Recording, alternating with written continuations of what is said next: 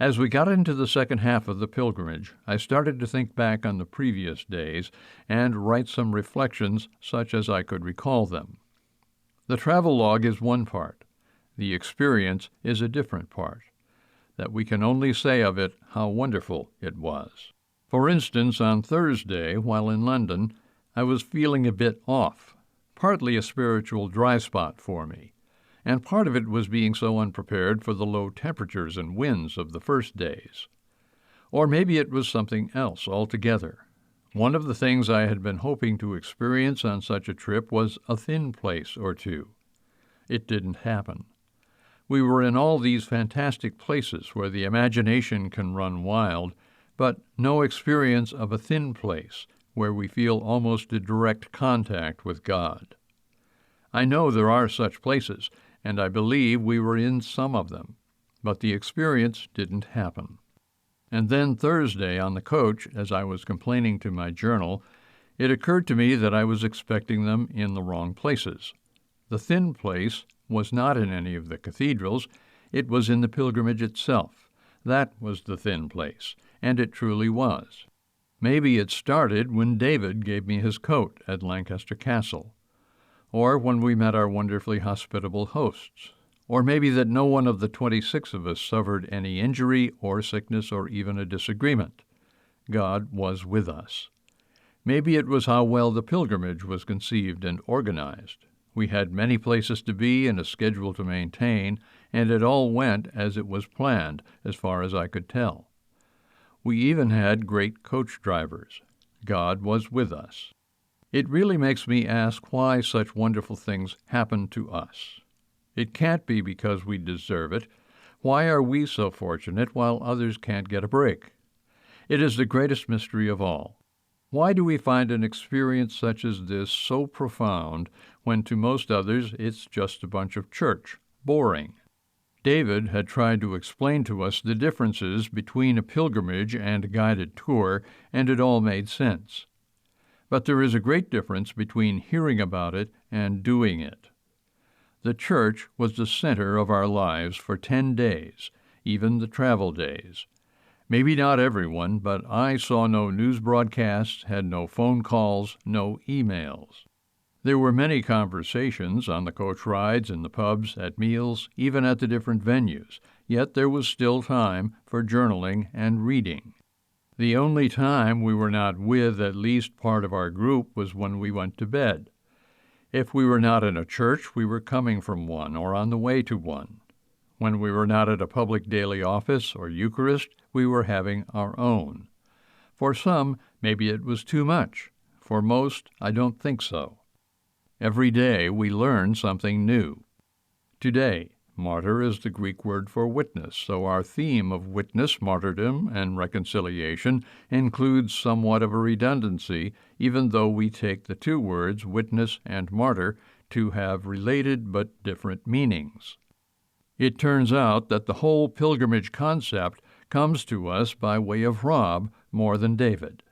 His explanation had to do with the power that is released when we can actually walk the path of pilgrims, old and new, traveling to places with other pilgrims to gain a deeper appreciation for what happened of significance in certain places, to engage all the senses in the experience, to bring life and tangibility to what we read and hear about.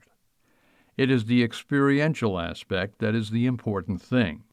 Our faith, belief, is not simply an academic exercise. It must be supported by actual experience to be real. Pilgrimage removes us from our ordinary environment into an extraordinary one. This pilgrimage did that. At first thought, England doesn't seem like a great venue for pilgrimage until one considers that, as Episcopalians, our whole tradition developed from there coincidentally with the development of the British Empire. As the British Empire grew, it took its Church of England with it, including to North America. The epicenter of all Anglicanism is the Canterbury Cathedral and its archbishop.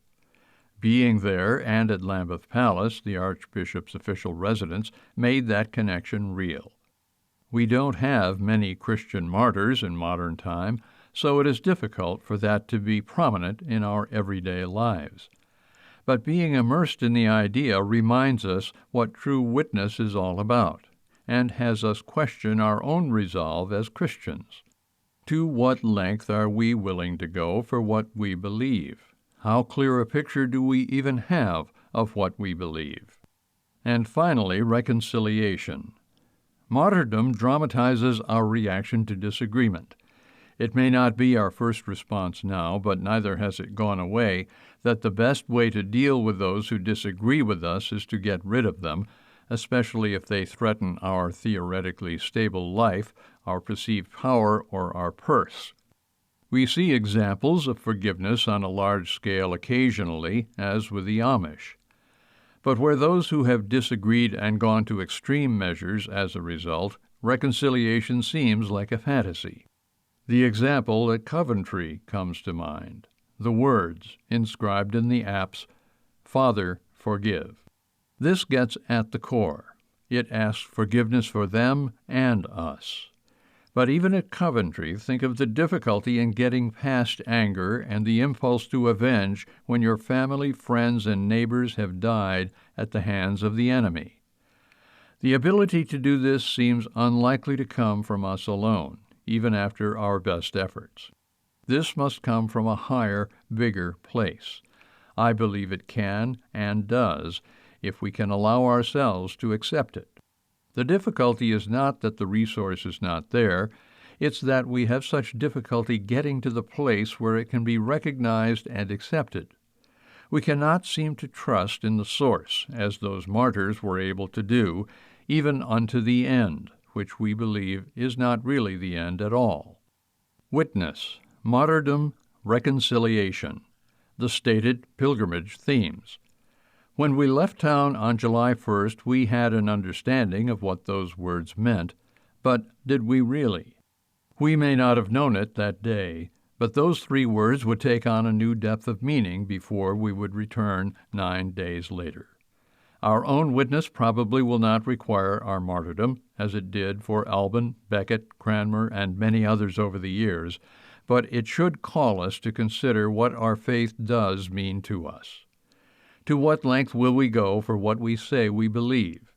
And to what extent are we willing to consider reconciliation over retaliation to heal those things that strike fear in us, separate us, and cause us to mistrust one another?